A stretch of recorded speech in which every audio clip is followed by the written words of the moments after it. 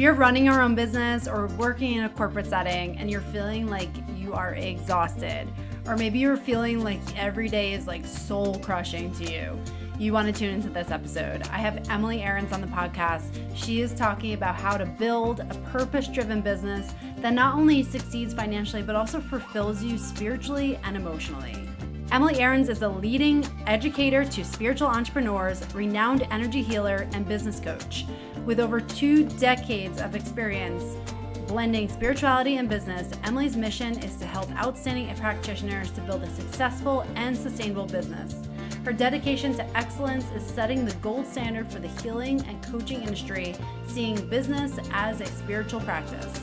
This was such a fun conversation, Emily, and something that's resonated with me deeply, and how we can get stuck in feeling like we just have to do more and the grind of everything, and how there is a different way that can feel very light and freeing. And I just love to hear this side of things and know that there is a way that we can live an aligned life and create our business that also feels very aligned with us. Welcome, Emily Ahrens, to the podcast. I am so honored to have you on today. Thank you for having me. I'm delighted to be here. So happy. Yes, I cannot wait to get into what we're going to talk about. If you are someone who is going all the time, grinding in your business, like this is what you want to listen to. So before we get into everything you're going to share, can you just share a little bit about how you entered this space and helping the people that you help? Definitely. We could probably talk for a while, but I'll condense it into something more digestible.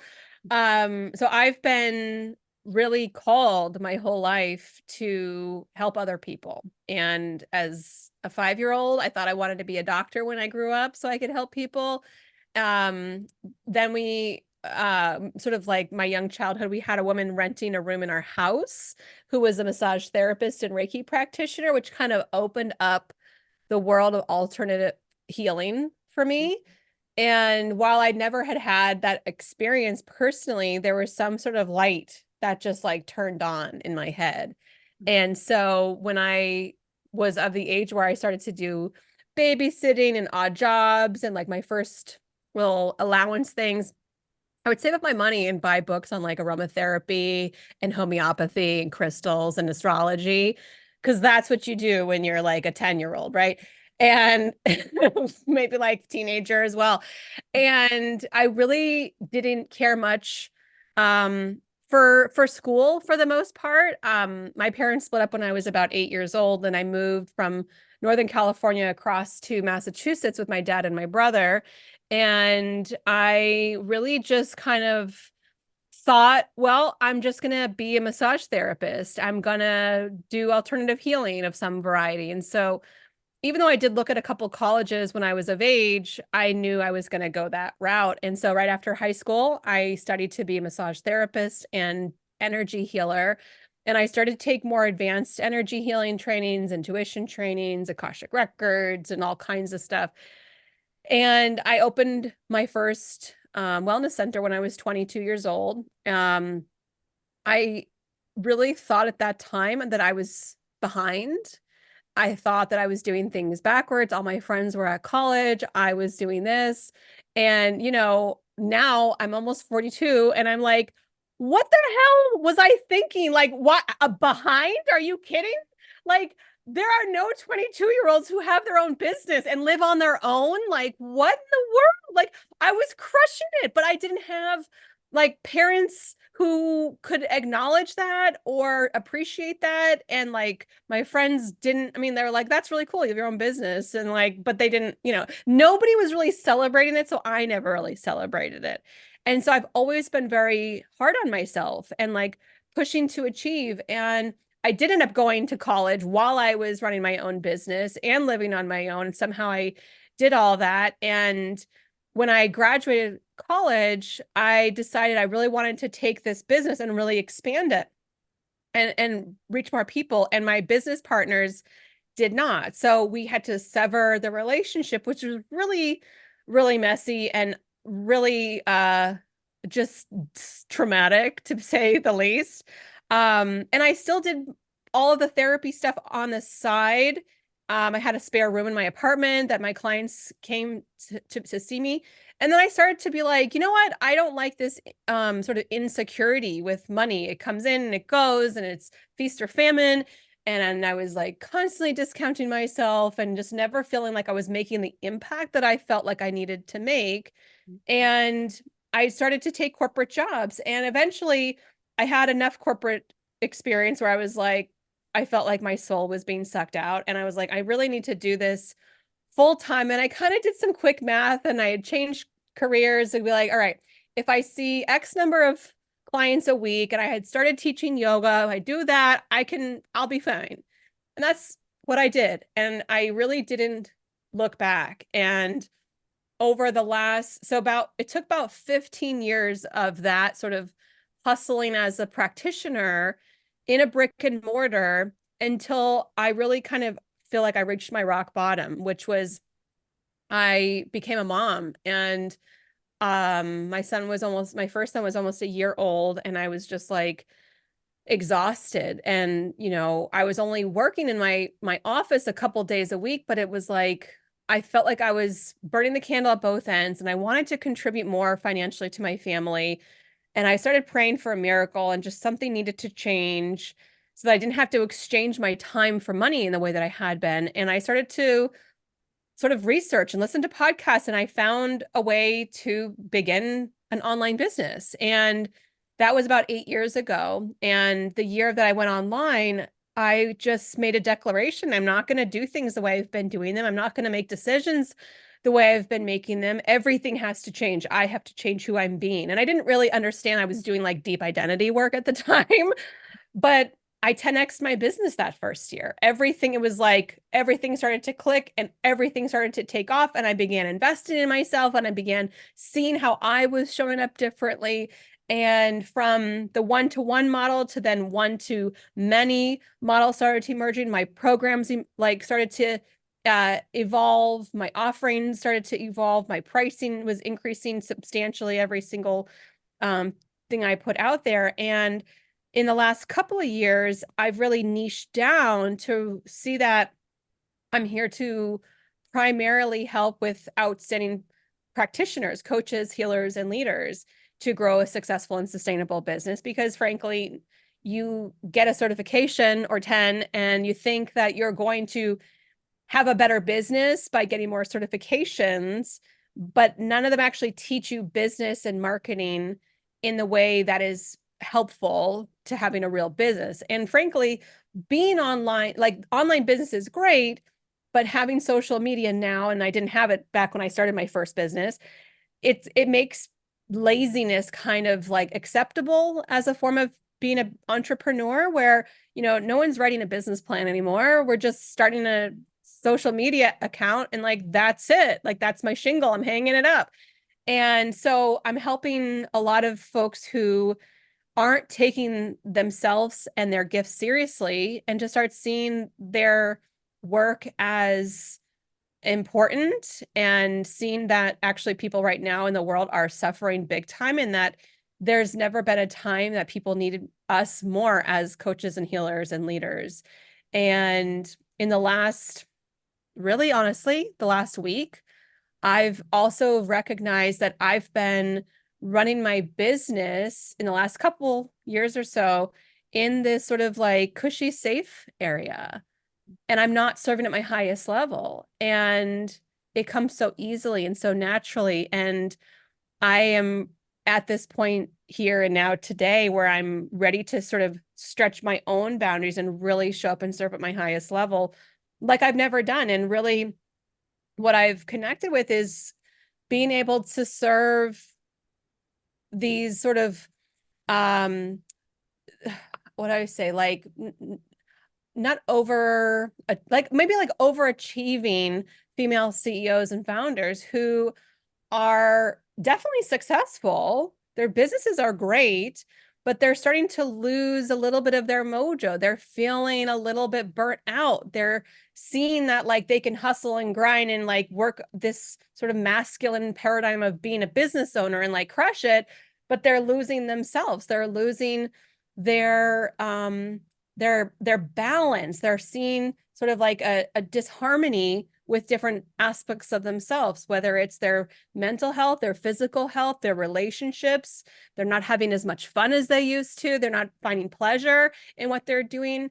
And that really excites me of like, helping to serve women at that level. And so I guess that's sort of a long answer to a very short question.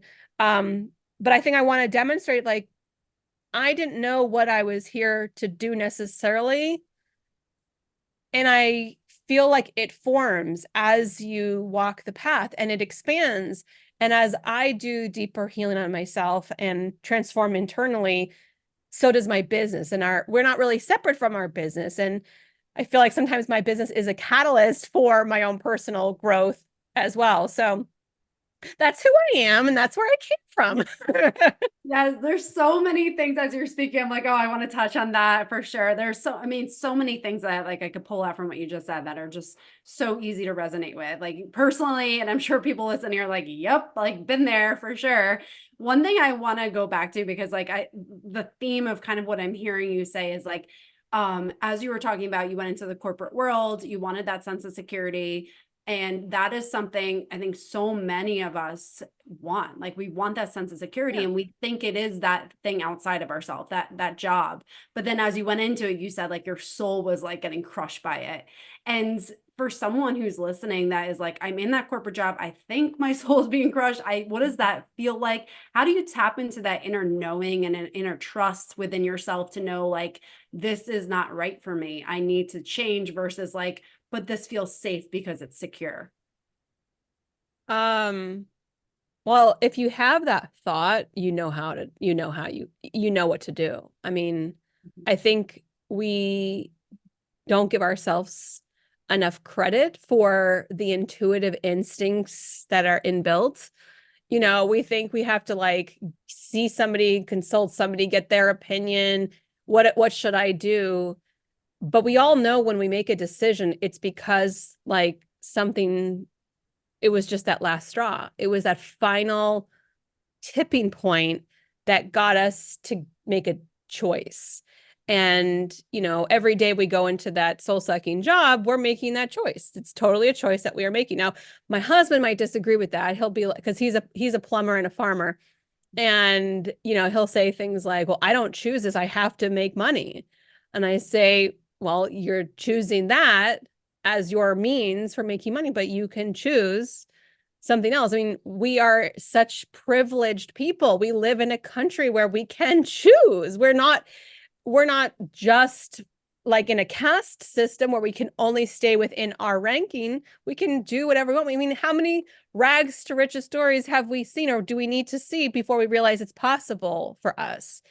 And I really think that part of that is the belief in ourselves. Like, do I believe it's possible for me too? Or is it just somebody else? And I think we just need to get to our own breaking point where we realize, okay, the trade-off is this.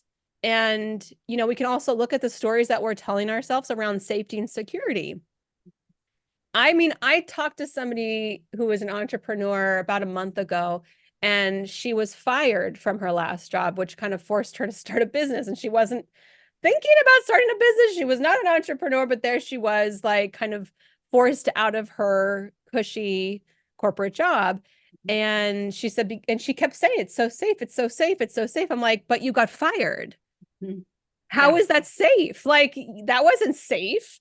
It's this belief in the story that we've all subscribed to. And we've all seen companies. I mean, I think it was not that long ago, like Apple was doing massive layoffs. These huge companies are doing massive layoffs and shifts to help the bottom line. Like, it's not safe. It's not safer than working for yourself. It's maybe more predictable in some ways, but then that's part of what I teach for my clients is how to create that safety and security within your own business model versus like what I was doing, which is feast or famine. I'll do a chair massage thing, and then I'll do a corporate thing, and then I'll do this, and then I'll be running myself dry. And the reason why it runs dry is because I literally didn't know how to run a business. I didn't know how to create sort of reoccurring revenue streams. I didn't have any idea of like what a funnel was and how to nurture people. And I was like, well, there's not enough clients. And even today, that's the number one thing people come. They're like, I don't have enough clients and I don't have enough money coming in. And so it's like, okay, well, let's look at what you do. How can we create a foundation that you can create reoccurring revenue without you, and that your business can still run and grow without you trading yourself at every single turn. I mean, even people who are at multiple 6 and 7 figures, it's still that way. It's like we've sort of been indoctrinated to this particular type of business model that's not super sustainable. And I mean, even myself, like even just this first quarter of this year, I've transitioned out of a launch model business into an evergreen model business. And I realize now that that's what I needed to do so I could not devote so much of my energy to that work. Having those programs and courses and classes sell on their own regularly without me having to like do the whole song and dance and launch stuff that goes along with it, so that I can devote my real energy, my real resources, that Pareto principle, that 80% towards the things that really light my soul on fire, the things that really get me going. And I think that we can look at safety, security, like what makes us feel safe and secure. We all have a different story. And so I think that for everybody, it's individual when that message comes to you, but I think we have to acknowledge it when it does. When we feel in our body, this doesn't feel good when I go to this job. It doesn't feel good when I interact with these coworkers. It doesn't feel good when I go to this damn meeting every Thursday, right? Like if we can feel that, we can sort of look at, well, what are the components that don't feel good? And if you stay at a corporate job, what is it that you really desire? And I think we need to give ourselves permission to write a list of what we desire and what we want, how we want to feel. Because again, we've been taught as children, like you can be a firefighter and you can be a doctor and you can be a teacher, like these singular career paths. But now we know, like, no, there's like infinite. And what's crazy is now we're seeing like, oh, wow, that person works from home and it's a 3-day work week and you have these crazy benefits and you can travel and what, like, we're seeing that there's not so much of like this cookie cutter norm of working a job. And so I think it's really up to us to be creative in how we think about what is that we desire, what do we want, and make a solid list. And I just had a friend who was she's an entrepreneur, but she was working for another company as like an integrator, sort of like a chief operations, and it was soul sucking. And she was working so many hours, so unfulfilled, and like thought about quitting many times, and finally was like, you know what, I need to just stop complaining about what I don't like and make a list of what I do want. And she made the list, and then she realized, yeah, I do need to leave and it's time. She had given like 6 weeks notice, plenty of notice, and like started offboarding herself essentially. And she went and realized, I've been neglecting my personal well-being. So she went to this website, which is a friend of hers who does a Pilates business. She has an app. And she's like, I'm going to sign up for Pilates today, get myself back on check. And I'll probably reach out to this woman because she knew her personally. She was she consulted for her at one point a few years ago. She's like, I'm gonna reach out to her to give her my resume to see if she knows anybody. And while she was looking up to sign up for Pilates, she sees, work for us. And she's like, huh, I wonder who's on her team, because she knew everybody who was on her team before. And she sees this position. And so she reaches out to the woman and she says, hey, is this an old job listing, or are you, is this something new? And she said, no, it's current. She said, do you know anybody? And she said, well, me actually, because I just gave my notice and I'm looking. And this woman basically was like, oh my God, you would be perfect. Fast forward, my friend gets the job. But here's the funny thing. My friend had written this list almost simultaneously in time, because they've now been hired and talked about the timing of how everything worked out. This woman had somebody that they were about to hire, and something in her was like, I know she's great on paper. I know everyone has checked all the boxes, but there's something in me that's not wanting to do it. So she went for a walk on the beach, sat down in meditation, and just kind of asked, like, is this the right person for the company? And she got a hard no. This is not it. Just wait. Within about not even 48 hours, just over a day, she got the message from my friend saying, "Are you looking?"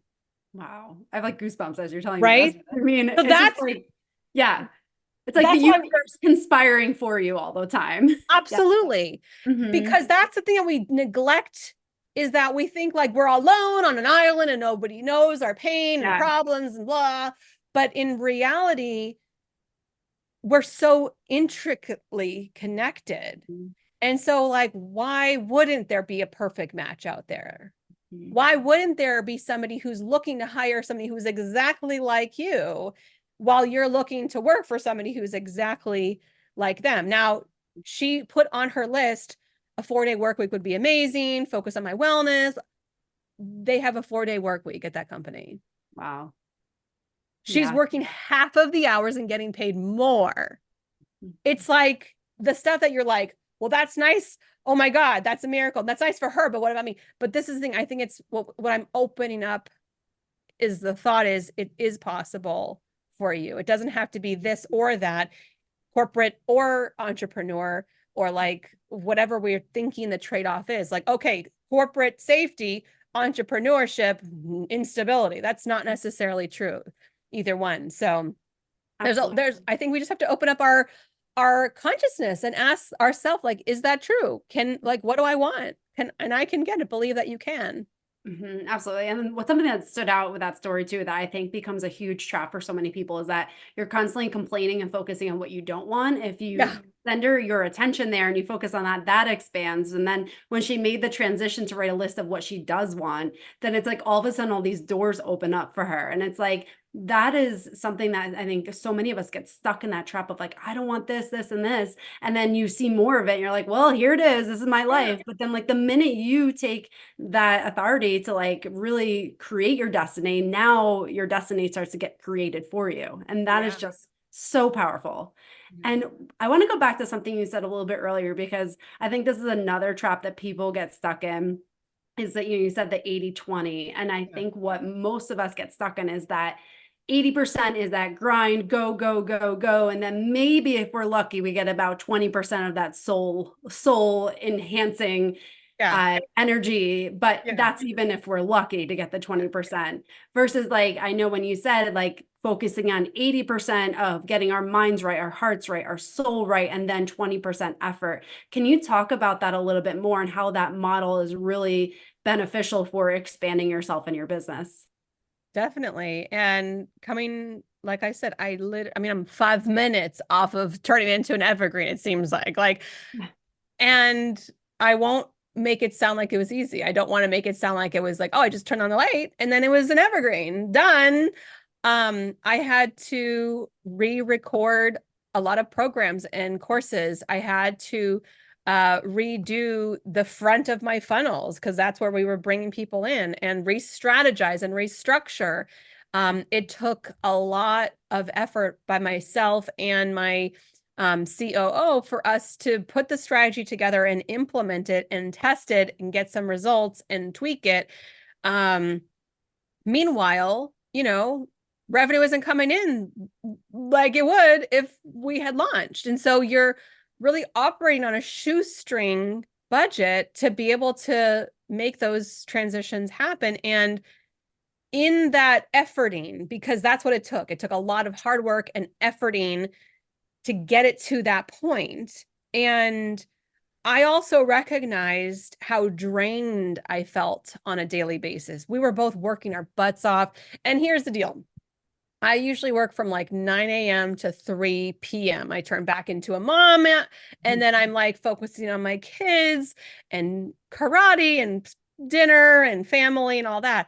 And I think part of the problem is that I was still in my mind in work mode, problem solving, seeing an issue that we were thinking about earlier. And like my mind is still doing sort of the loop-de-loos, even though I'm not literally working, I'm mentally still on the clock. And it's very draining. And especially when you're like, all right, so why aren't people buying? And that's a tough loop to be recirculated in. And so I found myself having to like interrupt my thought process, my energy, because the problem at this point, my spiritual practice, I'm very aware. I'm so self-aware. And so I'm like, my energy sucks right now. I'm going through this negative spiral and I can't be here. My energy can't be here. It's not good. It's like sending out all the bad messages of like, don't buy with me. I'm stressed out and I'm out of alignment. Please go far away. So Yeah. I'm like, SOS, like I got to shift this and I got to shift it fast. And so even though my work days were short, they were so intense. And so it's only when I've stopped and given myself the break and to breathe and to literally be horizontal, do nothing, where I can start to regulate my nervous system again.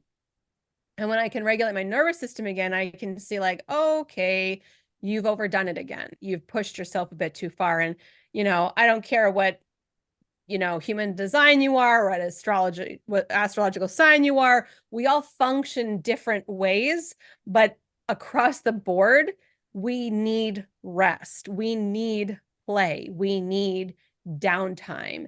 And when you can see that you're not getting enough of those things, you're burning yourself out. And I knew I was burning myself out. And so I was realizing that I'm putting most of my energy into work and grind and hustle and produce, because I felt like the faster I got it done, the sooner I could stop. And I Yeah. think sometimes we do that where we're like just trying to get the project completed, knowing it's temporary, but knowing it needs to get done. And the problem was that for years prior, there was not actually a downtime stop off button. It was like launch after launch after launch. In 2023, I launched 9 times. Wow. Yeah, it's a lot. It's a lot. Yeah, that is. Yeah. If anyone's ever run a business, that is a lot. That is a lot, a lot. And I would say 8 of them were very unsuccessful. Yeah. So Wow. not only was I producing a launch and promoting and social media and lives and sales and all of that, but when you're not getting the results that you're expecting, it also is like kind of a hit to the ego. And so I had to keep getting myself back up again and getting myself up. And you do have PTSD, you get that post-launch trauma and you're like, can I do it? And then you get into your head of like, well, what happened last time? You're trying to compare and make comparisons and matching, and you're like, but that happened last time. You're like, no, this time is different. Right. And so I think it took 9 launches and all of that sort of like quote unquote failure for me to be like, okay, this is not sustainable. I don't feel good. And if I don't feel good, I'm guessing my customers probably don't feel good either. And I think I had to get to that tipping point to make that shift. Now that I've made the shift and now that I have more space, I am seeing my higher self, my future self, my successful self. When I envision her in my mind's eye with the revenue and the lifestyle and the freedom and the joy and the confidence, she is outside playing in the garden. Yeah. She is not sitting behind a damn computer like da da da da da da da, like let me work some more. She is outside. Yeah. And so that's the cue to me to say, this is where your match needs to be. This is where your energy needs to be. And I think that it's easy to shift into the 80% that direction to go, okay, well, what if I just played more? What if I just gardened more? What if I cut my workday a little bit shorter? What if I had half of the meetings? What if I advocated for my time? And recently I've been invited on dozens and dozens of podcasts, which is amazing. And I absolutely love doing these kinds of interviews. But I was also noticing many of the hosts were like, let's do a pre-interview for half an hour. And I'm like, oh God. And I had to really like, okay, how do I respond to them without sounding like a total bitch who's like, I'm too good for your extra interview? Like, and so I had my friends help me out this past week. I'm like, how can I word it without sounding like a total jerk? And they're like, well, just invite this. I'm really excited for the interview. How about we combine those two into one? So like maybe the first 15 minutes, we just get to know each other. If you feel like I'm not a match for you, we can just cut it and that's that. We can go our separate ways, no harm, no foul. If you decide you do enjoy my presence, let's go ahead and just record the interview. So I started to do that, and people started to go, oh, okay, so I'm like, okay. So, but I had to really look at myself and shift an identity again. So I think part of it is like tied with identity, with like, who am I being? What type of person do I show up as? And what kind of behaviors am I doing? And am I behaving like my higher self, who has free time and can be outside enjoying herself? Or is she stuck at her desk doing additional like interviews? So again, I really feel like it's that shift of, where can I focus my energy to get the best bang for my buck? And I also will say this is, we have this new sort of offering that's come through, which is to work with these overachieving women in private sessions and perhaps like 3-month mentoring. And again, it's like, she's not going to be on social media and like watching and scrolling. I can just reach out to her personally and we can like figure it out. I don't need to be doing all of these things the way I've been doing them. And I think part of us, I think for me too, is, when we're on social media and we like have to post every day, we can get into that cycle too, where we get really drained. And I will speak for myself. Social media is super draining and exhausting, because sometimes you have something that's a hit, sometimes you do the same thing and it's a miss, and there's so inconsistent. I had a friend reach out today and she's like, I don't know about you, but I'm not seeing any of your stuff in my feed. I finally saw one of your posts and now I'm seeing you all the time. It's like, Mhm. it's so fickle. And so, on one hand, I had to be visible. On the other hand, I can't devote too much of my energy to like caring so much about it. And so I feel like the best thing that we can do, and actually I had a client who did this. She went away for a retreat for a week and then was off for another week, and then she made more sales. And I'm like, so when are you scheduling your next vacation? And she's like, I don't know, maybe in the fall. I'm like, no, that's not soon enough. You're going to crash before then. You need the downtime, the rest time, the integration time. And I think part of the problem is we've been indoctrinated into this masculine model of doing and showing up in our business. And, I'm a woman, identify as a woman, and my system needs other things and needs that rest so that I can be in my creativity and in that state. And I think the reason why I wasn't, why I was grinding, was because I thought that I had to get these things done, even though I knew it was temporary. I didn't give myself that space that I really probably needed even then, because I thought it just had to get done. And the sooner I do it, the better it is, even if I burn myself out in the process of making it. Yeah. Oh Um, my gosh. Yes. I mean, so much, so again, so much of what you said, I'm like, yep. And thank you for sharing about the live launches. Cause like I've been there. It's like that is like if anyone's ever done it, there's a lot that goes into it. And it's like when it doesn't go the way you would hope it goes, it's a lot to go through. But there is like a pressure, and I'm sure you felt this, is like the pressure to be like, do it again, tweak, do it again, do it again. And it's like, okay, and then you're trying to muster up all the energy to go through it again. And then you're relying on it being seen, and like you're saying, the socials and all these things external to yourself, and it's a lot to go through. And so I appreciate you saying that, because it resonated with me so much, because I'm like, oh my gosh, it's almost like that permission of like, you don't have to do it the way everybody says to do it outside of yourself, because you can listen to like, and it's a lot of like great, high level people that have, tried and true things, but it's like now filtering through, well, what works for you. And that's what I loved about what you were saying, because it's like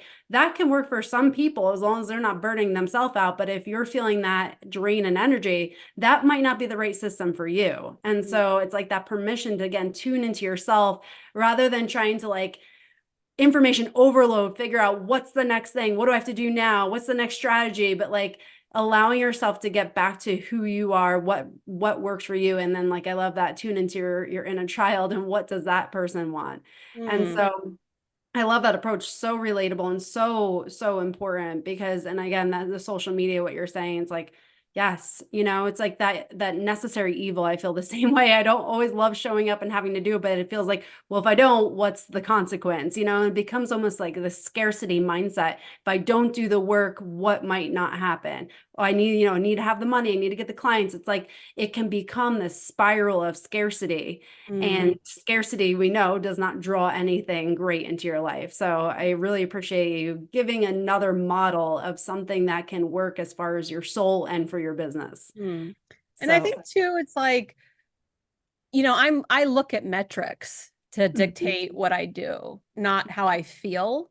mhm, Because sometimes if we feel like I'm not growing, I'm not getting new clients, like that feeling can really put you in some dark places. And when you look at the metrics, so if you're not tracking your sales, your socials, your emails, your funnels, like if you're not seeing that there's actual growth happening, you assume maybe the worst, that nothing is working. mhm, And that's, I have been there as well. Like I remember I was asking about, I have a private podcast. And I was like, what do we have? Like 5 people, and they're like, we've got 40 people. I'm like, what? Like, I totally underestimated how many people had signed up for that. And I was like, oh, well, that's pretty good. Okay. That's not as bad as I thought it was. And same with social media. If we're looking at the last 10 posts, which one worked? Which one did people engage on? Okay, so that one worked. Let's see if we can repeat it or reinvent it in a different way, or take those components and apply it to a different type of post and look at it a little bit more like a machine sometimes. Um, and also stay detached. I mean, the tough part for me too is that social media is not where I serve at my highest level. It's where I put like the seeds out. Like, here are some pieces and parts that you might like about me, my work. And it's not all of me. And so sometimes it does feel a little superficial and vapid, but at the same time, I think that sort of works for social media mhm, is, we're so used to short form content. And so people are so bored after 5 seconds, mhm, they're on to the next thing and on to the next thing. And so it's like, well, now I have to get them in a hook in the first 2 seconds and a call to mhm, action, and then they have to engage and there can be this like really silly pressure to be able to do that. And our zone of genius might not be content creation. mhm, Our zone of genius might be something else. And I think it is worthwhile to hire people to do that piece of content creation. But it's also a slippery slope, because what happens is whenever I've hired somebody for social media content creation, they create lovely stuff that is kind of like what I might do, mhm, but it turns into like their brand of social media, not my brand of social media. And it kind of gets diluted a little bit. And that's fine, because you're still posting, they're still showing up. But sometimes that's what we have to reconcile. Like, okay, is this the best use of my time and energy? Can somebody else still show up? And like, I posted a picture of 3 cards face down. Those posts crush. They crush. And yeah, I think it's the dumbest thing in the whole world that people like it. But it's that's not my so funny. business. That's their Yeah, business, right? So I'm like, all right, if they like this game, yeah, give them the game. Could yeah, somebody else post that for me? Absolutely. Like, it doesn't have to be me. right. But like, no one can do a podcast. No one can do a live whatever it is. And so I do like to blend a bit of both of those things in. And then I also like to repurpose memes, because I find within my audience, overachievers, coaches, healers, leaders, as serious as we can be doing spirituality and business, there needs to be levity. And if we cannot laugh at ourselves, I think we're missing a big component. So sometimes I just post things because I find them hilarious. Yep. And sometimes the algorithm will find them funny too. And they'll say, oh, everybody look at them. This is a funny thing Emily posted. But you know what, if they don't, I'm like, whatever. I think it's funny and I think it's great. So what if you missed it? Sorry about that. But I think it can be fickle, and we can't be so attached to those outcomes as a business owner. Like that's not even where I serve at my highest level. So let's just like do what we can, put it out there, feel good about it, and like let it go. Like not care. Yeah. Yeah. Kind of just release it to the world. It is what it Whatever. is. Yep. You control what you can and let go what you can for sure. Right. And Yeah. And it is so disappointing. We've all done it. We're like, this is gonna be so good. yeah. Yeah. All fly. Like, okay, great, great. Maybe I have a weird sense of humor. I've had so many of those, and I'm like, well, in the same way, it's like, well, I enjoyed it. So, Yeah. just expressing my own energy in there. Yeah. And then I've had posts that like I think are so stupid, but they go viral. Yeah. And I had a team member this week, we were doing our metrics, and she's like, I don't really know what happened. We had all these people who were like, she's like, usually your people are really nice in the comments. And then she's like, there were some very strange things, and like people were attacking people. Like, yeah, that's because it went viral. And we gained like over 300 followers in a week. But then are those the right people? Are those just like, click, click, click, click, click, scroll, scroll, scroll? They don't give a shit if it's me and my business and spirituality. They're just like, oh, funny meme.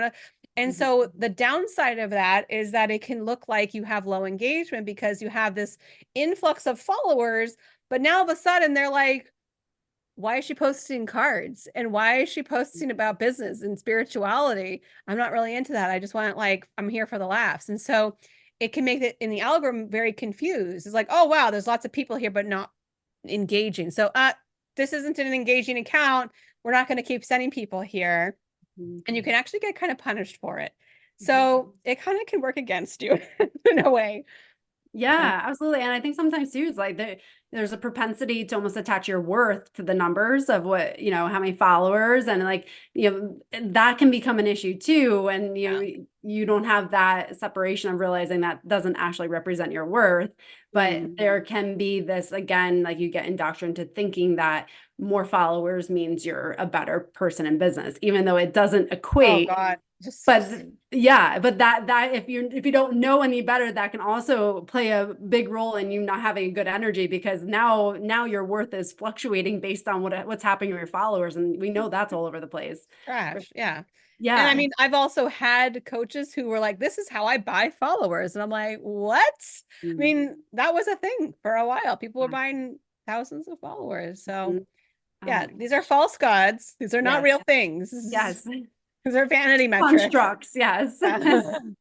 One thing I want to get into, because I think this would be really important for people to hear, is that I know energy and keeping your energy high is really important to you. Do you mind just sharing, like, what does your daily routine look like when you are running your business, but also honoring your own needs and taking care of yourself? My routine is in depth. How much time do we have?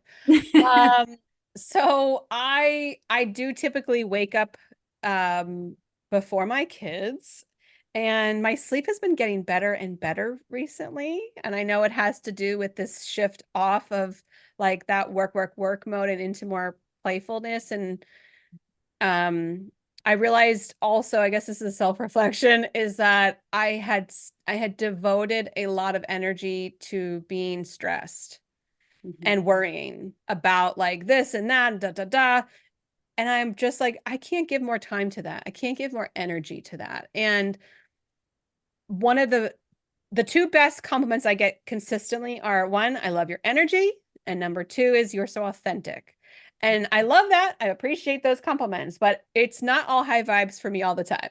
Um, I'm not afraid to be in a low place or a sad place, or just not feeling sparkly, my daily practice is I wake up before most of my family. I will typically do meditation and or hypnosis. I will do exercise of some kind, whether it's ballet, bar, dance, trampoline, weightlifting, yoga. I always walk outside in the morning. I have a beautiful backyard, and it abuts my neighbor's yard that has like 30 acres. So a lot of times I just take my dogs and we just run around the field. In this past week, I've decided to just take them out for walks. So I'm always moving my body, always outside getting a walk. I do cold plunging. I have a small tank at my house where I do a little immersion in cold water. And that I do some journaling sometimes. That's kind of like my start. And then my family begins to wake up, interact with my kids, make breakfast, my mom, get the kids off to school and everything. And when I start my work day, I usually will do either meditation or I'll take sacred tobacco, which is sort of a ritualized way to deepen my connection to my higher self. Um, and that's sort of like tobacco looks like it's not like a smoky thing. It's like it looks like ashes that you use this little tool to blow it into your nose. And it's a ritualized sort of practice to use plant medicine in a sort of a different way. I clear my space energetically with sage, with intention, and I do a little channeling for myself, just writing things down, whatever's come up. That's kind of like my morning practice most days, mostly all of those things. Um, Pull cards sometimes, and you know, having a breakfast. I was doing smoothies and then my guides were like, you need a warm breakfast, have something else. So we have backyard chickens, so I usually have fresh eggs and some potatoes and maybe some avocado or something like that. But also, um, I've noticed a correlation with my sugar intake and my mood. So the days where I've had a lot of sugar, kind of like alcohol, you'll get that high, but then you drop. Mhm. And so I've kind of started to see that sort of fluctuation with my energy level, with what I'm eating. So um, I haven't eliminated all sugar, but I had ice cream with my kids yesterday. It was like a super hot day. And I mean, I find that a little bit is fine, but I'm working on just moderation. Um, and real foods are really important to me to have in my system and to keep my energy of a high vibration. But I really think that also regular breaks outside during the day, getting fresh air, moving my body, all good things to help my energy. But I know that's a lot of stuff to do in a daily basis. And I know everyone has a different lifestyle and preference. Like I know some people who are like, I can't work out in the morning. I can only do it at night. And for me, if I say I'm going to do it at night, it means I'm not going to do it. So, I think we just need to cherry pick what's right for us. And also looking at, the times where I was the most stressed, those practices were non-negotiable because I know if I wake up in a really heady space, in a kind of a dark space, I know that the hypnosis and meditation is going to help shift. I know that getting a cold plunge, it's going to shift. I know that getting outside, it's going to shift. And so sometimes we don't feel like doing things. So it's really a matter of discipline, of why am I doing this? And for me, it's because I want to serve at my highest level. I want to be a clear channel so that I can serve people at my highest level. And so that's sort of my dedication of why I do what I do. Yeah, thank you so much for sharing that because it's just hearing what other people do, especially, you're performing and you're doing things and you're so honoring yourself. Like it's just, if anyone who's listening to this, if you can just take one or two of those things and be like, oh, maybe I haven't tried going for a morning walk. Let me try that. It's like those small, consistent actions are really what creates that change and shift in your energy. So I appreciate you sharing what you do and that level of commitment that you have with it, because that truly is like a game changer when you honor yourself consistently every day. So Yeah. thank you. You're welcome. And my acupuncturist, I just started going back to acupuncture and chiropractic. I felt like this need to come back into my physical body more. Yeah. And my acupuncturist was like, well, you've been focusing on being a mom, and now you can start getting back to taking care of yourself and getting back in. And I was like, I never stopped taking care of myself. And he was like, really?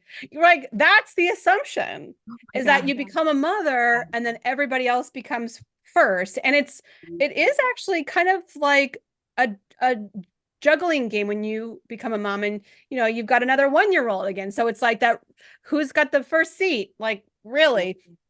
And you know, we are under such ridiculous expectations as mothers that to say that you're going to put all of that self-care into your day before everybody else, for some women, it's like, well, I'm not a good mom. I'm not a good person. I'm being selfish. It's a bad thing for prioritizing yourself. So, I mean, you're in a season with a 1 year old and a 5 year old, almost. Almost, yeah, almost 5. Yeah. So like, what's your morning routine like? I'm just curious. No, you ask Yeah. me, you tell me yours. What's yours Yeah, like? 100%. So yeah, I wake up every morning. I do meditation and prayer, and then I do some kind of movement. I do morning walks. So I just started, I was doing that for a while, got away from it. I think because the morning routine got a little chaotic, and now I'm back into it. I'm like, oh, why did I ever stop this? So go for a morning walk. I always get early morning sunlight to set Yeah. my circadian rhythm. So just go out my front porch, take a few deep breaths, just think of things I'm grateful for. So just as simple as like, oh, it feels so nice to get fresh air right now, and just look at the sunrise. And then I jump into mom mode after that. So I have about a half hour routine that I get in. My kids are getting up really early right now. So like I get up at like 5:30 and they're Yeah. usually at like 5:45, and I'm like, just give me a few more minutes. So I think I'm gonna end up shifting it to make sure I get my full time, but that is a non-negotiable for me. My morning routine is that. And then throughout the day, I have things built in. So like breath work built in throughout the day. I do just overall body, I move my body frequently. Yeah. So try not to sit long durations. I'll just do some shaking, just kind of release the energy. And then at night, I'm reading. So I read every single day before bed. I journal. I write 3 things I'm grateful for, 3 wins that I had during the day. And then that's pretty much my routine right now. But I it love has been that. a game changer. If you asked me about 5 years ago what my routine was, it was not that. So Yeah. I can attest that doing that is worth every second of your energy. And I appreciate you talking about that, like mom guilt that we can have sometimes, thinking that like we always have to put our children first. And I think sometimes society gives that messaging. Yeah. And for me, a big shift that has helped me release myself from that and give myself permission for that is that when my children get older, and even now, I want them to take care of themselves. I want them to Yeah. prioritize their own health. And if I'm not doing it, how can I expect them to do it? It's most Right. things in life are caught, not taught. I can Right. tell them all day, take care of yourself, make sure you honor Right. your needs. If I'm not doing it, then they won't. And Right. so me doing it, you doing it is literally teaching and showing your kids that like you are always allowed to take care of yourself. You always have permission to put yourself first, because then you can truly be at your highest level for everyone who needs you.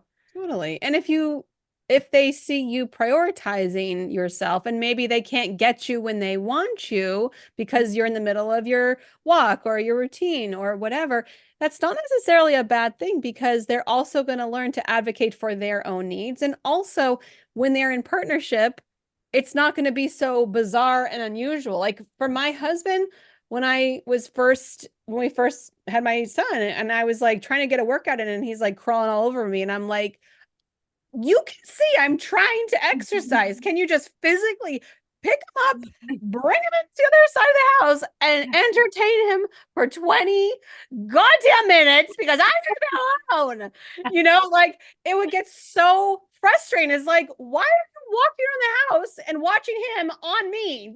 Yeah. Do it. Like I had to train him to Yes. give me the space. But like this morning, I'm leaving the house. Well, yesterday I did a walk with the dogs, and my oldest was like, "Oh, I would have gone with you if I knew." I'm like, "You were sleeping." And this Mhm. morning they were both up, and then so my oldest is like, "All right, I'm gonna go with you." I'm like, "Great, we're leaving." My little one's like, "Can I go? I want to go." He gets dressed in 13 seconds flat, and we're all out for a walk. I'm like, Oh, "Okie dokie, we're all walking together today." yeah. All right. Because I think that's part of it is when you are prioritizing yourself and you're like, walking outside and exercise is a priority. It helps me feel good and strong. They're gonna pick up on that for Oh, sure. absolutely. Why would Yeah. they not? And like, do we know anybody who's like, I went out for a walk outside and I felt worse? Like nobody in the So true. history. Yes. Yeah. These You're are just never gonna feel worse. nature is just naturally healing. So just get outside. Like, yeah, even if you're in front of a screen, just get outside for 2 minutes. You're going to feel better when you come back Mhm. in. Mhm. Yeah. Yeah. Well, Emily, it's been so awesome to talk to you. And for someone who's listening to this and like, I need to connect with her, how can they find you? The best place is my website, emilyarons.com. The platform I tend to be on most is Instagram. I am also on Facebook, and um, my sort of focus this summer, I'm going to look at how do I do YouTube? And perhaps by the time you listen to this, or maybe in the near future, you'll go, wow, you were saying you were going to focus on that. And then you built a YouTube channel. That's wonderful. I hope we'll all say that together. But for now, just my main website, emilyarons.com. And I really love connecting. So if you're still here right now and you've connected with me and you want to say hi on Instagram, I would love a DM just to say you found me through Kelly's podcast, and we can connect that way. Awesome. Yeah. And I'll put everything in the show notes. If you're listening to this or you're driving or something, it'll all be there. So definitely connect with Emily. And again, thank you so much for everything you shared today. There's so many things that can be taken from this, and I know will help someone just reframe the way that they're living their life. So I really appreciate it. Thank you so much for having me. It's really nice to have this conversation. Yeah, I enjoyed it too. And again, thank you for everyone who's tuned in. And please, if you found value in this, share it with someone who can also benefit from it. Because it's like these messages need to be spread so that we can all raise each other up. So thank you again. Thank you so much for tuning in to this episode of Rewiring Health. I hope you found our conversation both enlightening and empowering. If you enjoyed today's episode, please subscribe to Rewiring Health so that you never miss an update. Also, I would love to hear your thoughts. If you could take a moment to rate and review the show, it would mean the world to me and help others discover the power that we all have within us to create change and create the life that we truly, truly desire. Thank you so much for spending your precious time with me and sharing the energy of the show.